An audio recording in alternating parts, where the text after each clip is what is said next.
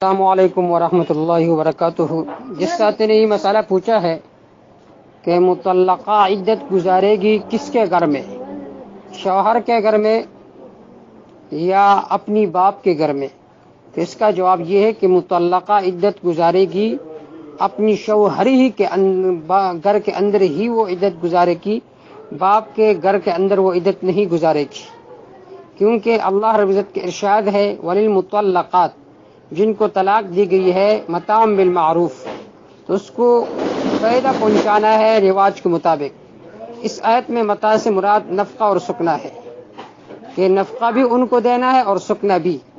یعنی اپنے شوہر ہی کے گھر کے اندر ہی وہ رہے گی۔ اور دوسری دلیل قرآن مجید میں اللہ ارشاد فرماتے اسکنوہن من حیث سکنتم من وجدکم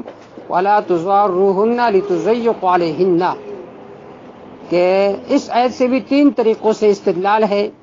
پہلا طریقہ یہ ہے کہ اللہ نے فرمایا اسکنوہن، تم ان کو رہائش دو من حیث سکنتم،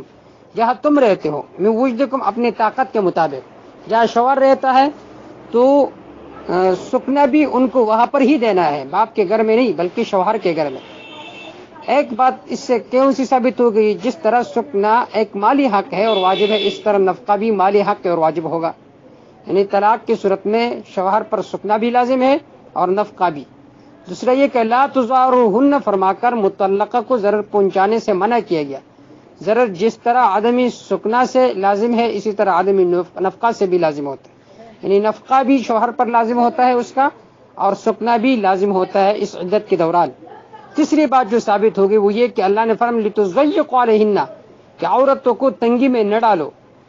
یعنی جس طرح عدم سکنا سے تضییق لازم آتی ہے اسی طرح عدم نفقہ سے بھی تضییق لازم آتی ہے۔ حاصل یہ ہے کہ جس طرح کے نفقہ لازم ہے اسی طرح سکنا بھی لازم ہے۔ معلوم ہوا کہ سکنا اور نفقہ دونوں جو ہے یہ لازم ہے شوہر پر اپنے گھر ہی کے اندر۔ اور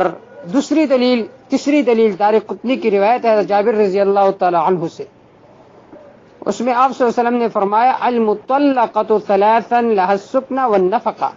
اگر کسی عورت کو 3 طلاقیں دی گئی ہو تو اس کو بھی نفقہ اور سکنا دونوں ملے گا، دونوں ان کو ملے گا۔ اس پر اور بھی بہت ساری کثیر روایات ہے جو اس بات پر دلالت کر رہی ہے کہ عورت کے لیے نفقہ بھی ہے اور سکنا بھی ہے، اور جو سکنا ہے وہ شوہر ہی کے گھر کے اندر ہوگا، باپ کے گھر کے اندر نہیں، یعنی وہ عدت گزارے گی اپنے شوہر کے گھر کے اندر، باپ کے گھر کے اندر نہیں۔ واللہ اعلم بالصواب۔